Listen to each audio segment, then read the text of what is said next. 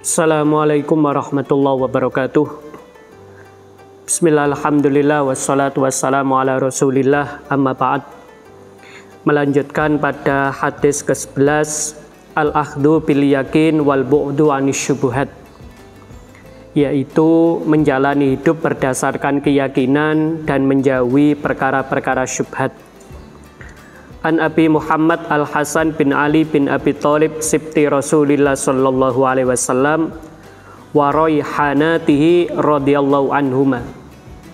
Ini diriwayatkan oleh Sayyid Hasan, beliau cucu Nabi, yang digelari dalam hadis ini raihana. Raihana itu sejenis tanaman yang harum, sehingga hadis ini memiliki dua makna. Pertama, secara simbolik bahwasanya Sayyid Hasan itu merupakan makhluk yang harum secara ruhani. Di sisi lain, secara jasmani, memang Sayyid Hasan ini sering dicium oleh Nabi Muhammad, dipeluk dan sebagainya, yang itu mencerminkan keharuman secara fisik. Dan ini juga bisa dirasakan oleh orang tua terhadap cucunya, di mana orang tua terhadap anak maupun cucu dianggap bagaikan wewangian yang sering dipeluk dan sering dicium. Hafidtu min Rasulillah sallallahu alaihi wasallam ta'ma yaribuk ila ma la yaribuk. Walaupun Sayyid Hasan masih kecil, Rasulullah itu sudah memberikan pendidikan-pendidikan yang terpenting. Dari sini kita bisa pahami, yang namanya anak kecil, dia memiliki kemampuan untuk menerima ilmu. Sehingga kita bisa mengajari anak, cucu, siswa yang masih kecil dengan pendidikan-pendidikan yang baik. Jika mengacu kepada hadis ini, maka seyogianya lah materi pendidikan tersebut tidak memberatkan, cukup dengan materi-materi yang penting. Bahkan di sini hanya satu kalimat, yaitu tinggalkanlah apa yang meragukanmu menuju sesuatu yang meyakinkanmu. Dari hadis ini berkembang satu kaidah fikih yang disebut dengan al-yakin la yuzal bisyak, bahwa Islam itu didasarkan pada keyakinan. Apabila kita sudah memiliki keyakinan, sekalipun berbeda dengan orang lain, kita boleh untuk melakukannya, asalkan kita melakukannya berdasarkan keyakinan. Misalnya kalau kita menilai sesuatu itu sudah halal, kita boleh menyantapnya, karena itu didasarkan pada keyakinan. Lebih jauh daripada itu, kalau kita masih ragu, maka masuk kategori syubhat. Syubhat ini sesuatu yang perlu kita hindari, misalnya hal-hal yang masuk kategori makruh. Dari sini kita masuk ke hadis yang ke-12 dari An Abi Hurairah radhiyallahu anhu qala Rasulullah sallallahu alaihi wasallam min husni islamil mar'i tarkuhu ma la ya'nihi.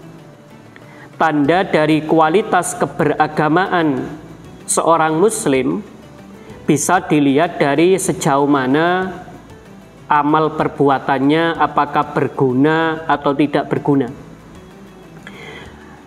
Sesuatu yang berguna itu kalau tergolong perkara wajib. Segala sesuatu yang sifatnya wajib pasti berguna, ada fungsinya. Dalam Islam, kewajiban itu simbol persatuan. Saat ini semua umat Islam di berbagai belahan dunia sama-sama mendirikan puasa Ramadan. Ini adalah simbol persatuan. Sesuatu yang sunnah juga penting. Sunnah itu simbol pilihan. Kita tidak bisa memaksakan pilihan kita terhadap orang lain. Sunnah ini tergantung pilihan masing-masing. Sama seperti dalam kalam hikmah Ibnu Athaillah dalam Al-Hikam yang menyatakan tanawwa'at ajnasul a'mal bitanawwu'i waridatil ahwal. perbedaan pilihan seseorang di dalam menentukan amal.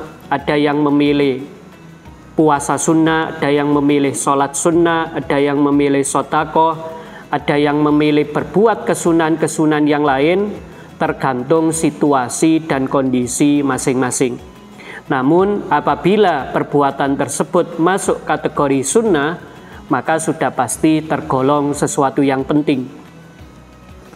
Adapun sesuatu yang tidak penting adalah perkara-perkara yang makruh, termasuk dalam hal ini syubhat. Sesuatu yang masuk kategori makruh ini sudah pasti tidak penting. Dalam pernyataan para ulama, yang dimaksud makruh adalah satu tahap menuju perkara haram. Apabila orang sering melakukan perkara makruh, lambat laun dia bisa terjerumus pada perkara yang haram. Yang pasti tidak tergolong bermanfaat adalah perkara yang haram. Perkara yang haram ini adalah sesuatu yang dilarang oleh Allah, baik haram li dzatihi maupun haram li ghairihi. Ada yang haram li dzatihi. Misalnya pada waktu bulan suci Ramadan kita dilarang untuk menggunjing orang lain. Ini haram li dzatihi. Ada pula yang haram karena li ghairihi.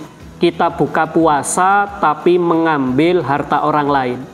Kita buka puasa dengan perkara yang haram. Maka dalam hal ini makannya itu halal, akan tetapi karena diperoleh dari cara-cara yang tidak tepat, maka dihukumi haram.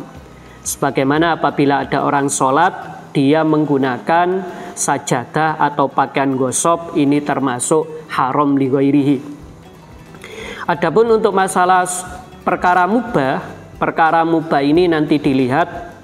Kalau memang dalam kadar yang proporsional, maka menjadi sesuatu yang dibutuhkan. Oleh karena itu, termasuk sesuatu yang penting bagi kehidupan manusia adalah sandang, pangan, dan papan. Sandang, pangan, dan papan ini masuk kategori sesuatu yang mubah. Dalam Al-Quran misalnya dikatakan, Qul man harrama zinatallahi allati akhraja li'ibadihi wat-thayyibati minar rizq. Orang muslim itu boleh menikmati jenis-jenis makanan yang lezat, boleh menggunakan pakaian-pakaian yang bagus, dan itu perwujudan dari ayat wa amma bi ni'mati rabbika fahaddits. Bahwasanya kalau Allah memberikan kita nikmat, perlu ada bekasnya, perlu ada jejak-jejaknya. Maka apabila dalam kadar normal, dalam kadar proporsional, perkara mubah ini termasuk sesuatu yang penting. Akan tetapi apabila melebihi standar normal, perkara mubah berubah menjadi tidak penting. Tidur apabila berlebihan, dia berubah dari semula mubah berubah menjadi makruh. Makan juga demikian. Apabila makan itu sewajarnya, itu hukumnya mubah. Namun apabila berlebih, termasuk dalam hal ini adalah menyia-nyiakan makanan atau food waste, ini termasuk kategori sesuatu yang dilarang. Selanjutnya dalam dua kategori ini ada dua hal yang perlu kita tekankan, bahwasanya secara ilmu kita mendasari segala sesuatu itu berdasarkan dalil, ada landasannya. Kalau kita masih ragu-ragu, kita disuruh diam, kita disuruh tidak melakukan. Artinya apabila kita masih belum yakin terhadap hukum sesuatu, bisa jadi sesuatu itu hukumnya syubhat, bisa jadi sesuatu itu hukumnya makruh yang perlu kita jauhi. Dan orang yang menjauhi perkara-perkara syubhat ini disebut dengan istilah wirai. Para sahabat dulu diriwayatkan, para sahabat ini mereka meninggalkan perkara-perkara yang mubah karena takut terjerumus ke dalam perkara-perkara yang makruh. Dan orang yang terbiasa terhadap perkara makruh, resiko masuk ke dalam perkara yang haram. Maka dua hadis ini punya satu ikatan, punya satu hubungan. Yang satu fokus pada dimensi ilmu, segala sesuatu berdasarkan keyakinan bukan berdasarkan keraguan. Sedangkan hadis yang ke-12 menyangkut pada aspek amal, aspek praktik, di mana praktek kita adalah masuk kategori wajib atau sunnah, dan perkara mubah dalam batas yang wajar, serta menghindari berlebihan dalam perkara yang mubah, menjauhi perkara yang makruh, serta perkara yang haram. Maka semoga dengan kita memadukan antara ilmu dan amal ini berdasarkan kedua hadis tersebut, Ramadan kita menjadi semakin efektif dan menjadi semakin berkualitas. Walafu minkum, wassalamualaikum warahmatullahi wabarakatuh.